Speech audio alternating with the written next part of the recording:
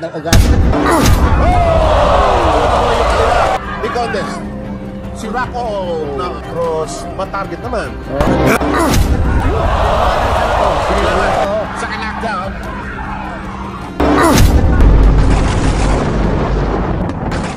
Dahil sa nakamit ng 8th Division World Champion na si Manny Pacquiao, marami na ring mga Pinoy ang sumunod sa kanyang yapak. Isa na nga dito itong tubong Look Romblon, ang binansagang Little Pacquiao, dahil sa lakas ng mga suntok nito.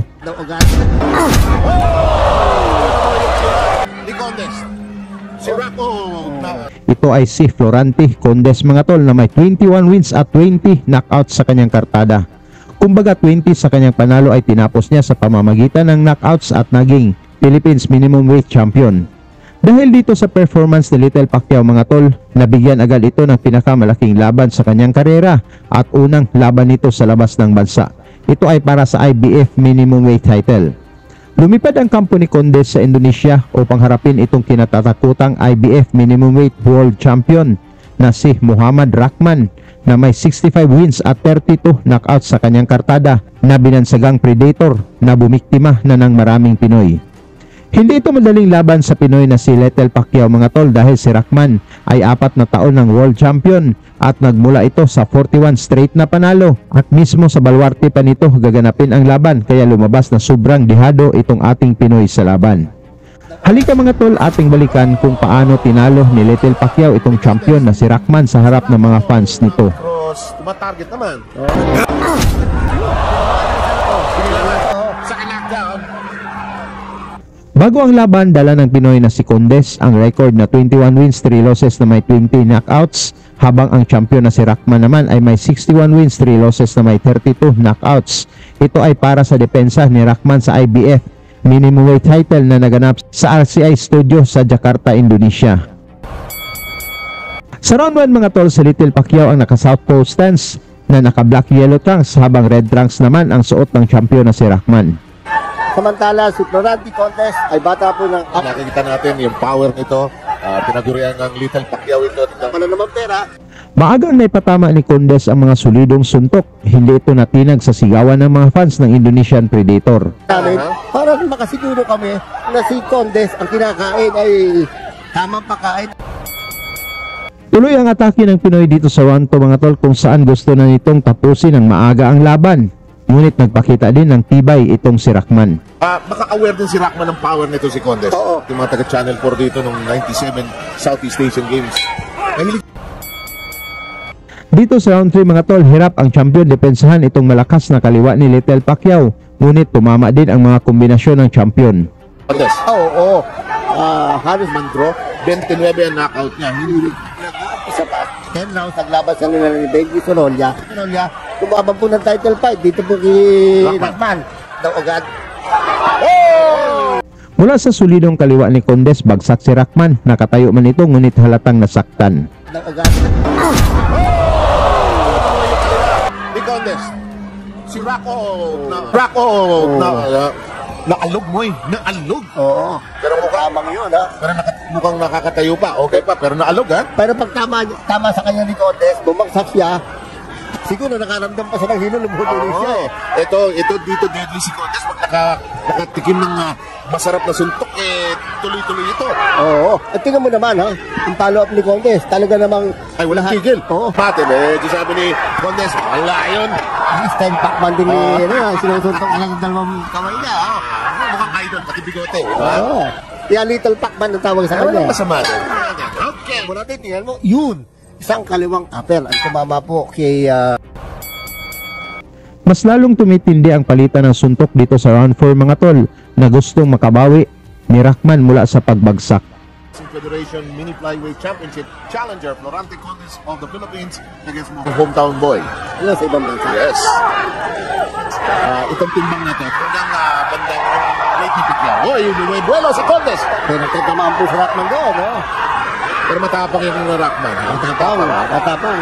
Despite tagali siya sa lockdown kanina, oh. Kumapang lulubot.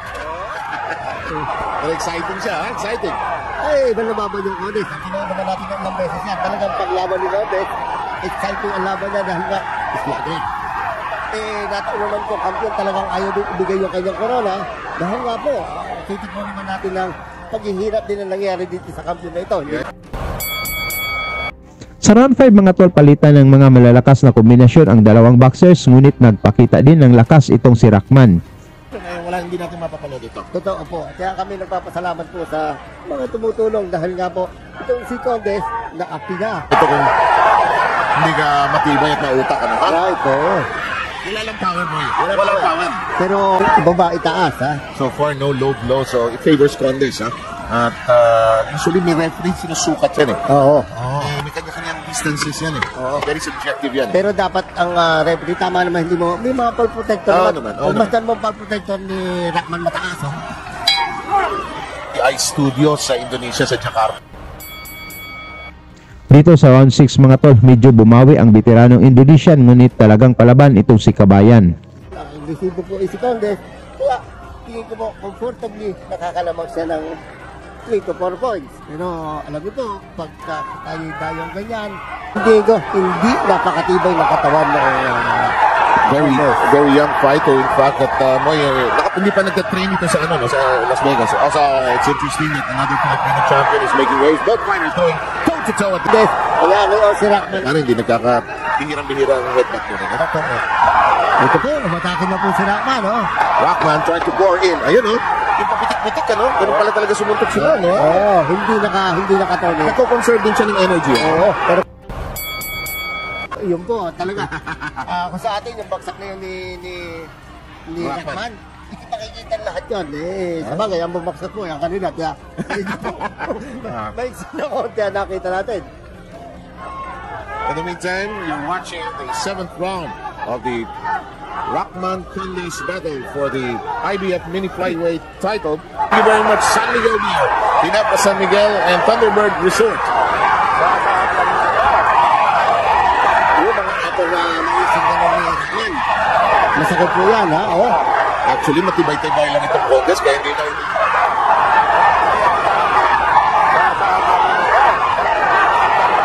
yung mga sasambit ni Condes sa katawan, no? Yung mga ganti po naman sa Rahman, yung mga apple sa mukha, oh. Oh, look at that. Connection by Rahman. Final 10 seconds.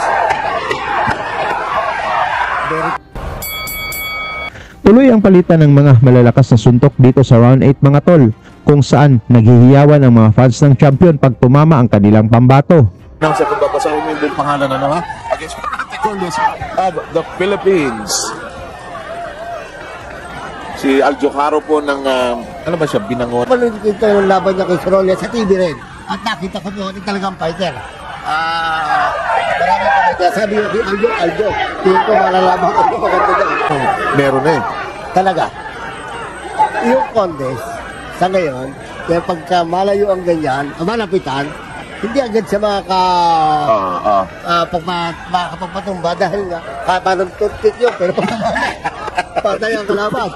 Toothpick ah. Samantala, patapos na po. Oh, interesado yung mama. Ano ba? Yung milis na sport, nakatayo na po. Yan. At saka may sinasabi. Up against the defending champion, Mohamed Rahman of Martinez Dos Santos Stable Militar, Indonesia. Connect, di ba? Ay!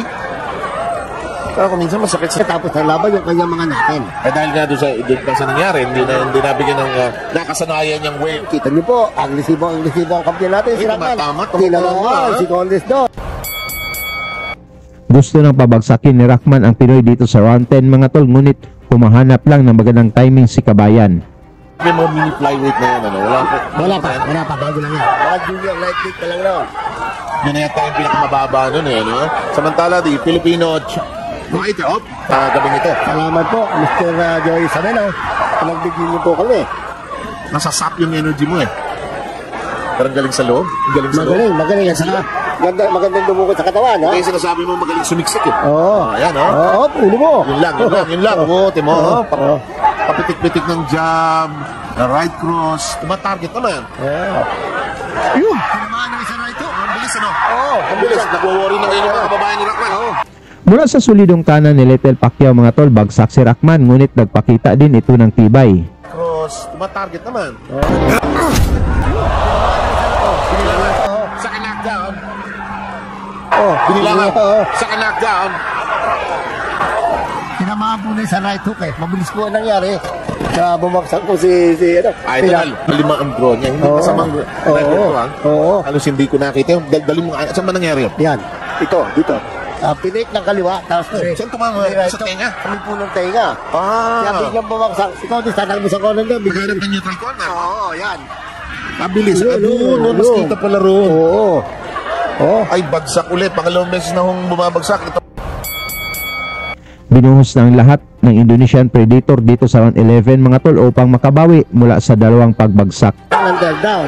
Isa 10 round. Kasi ng third round, bumagsak. Tumayo, bumagsak ulit. Oo. Dito nakatayo siya ng... Gumising ang tao. Gumising ang bayan.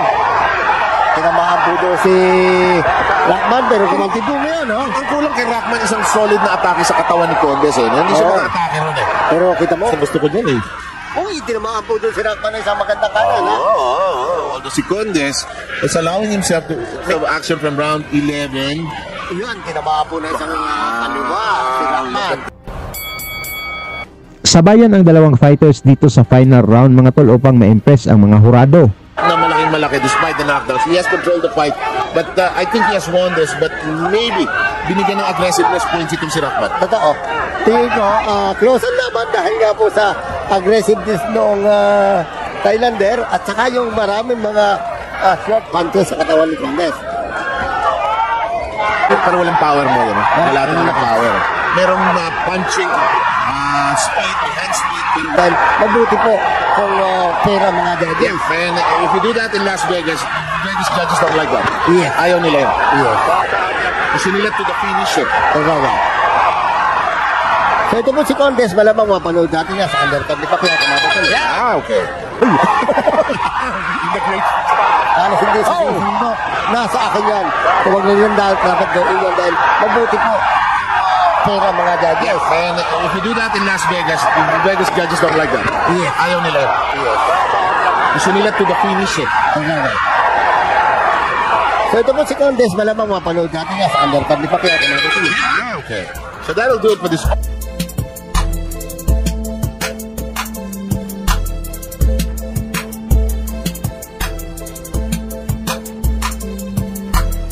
Pagkatapos ng laban mga tol, nakuha ni Lethal Pacquiao ang split decision na panalo at naging IBF minimum weight world champion. Tungkol naman sa performance ni Condes mga tol, pag-usapan na lang natin yan sa baba at salamat sa inyong suporta. Lagi niyong sundan, huwag magpapahuli. Pag-usapan ni bakbakan, balita niya at laban. Mga Pinoy na di nagpapagapi. Salamat sa mga suporta na lagi nandyan.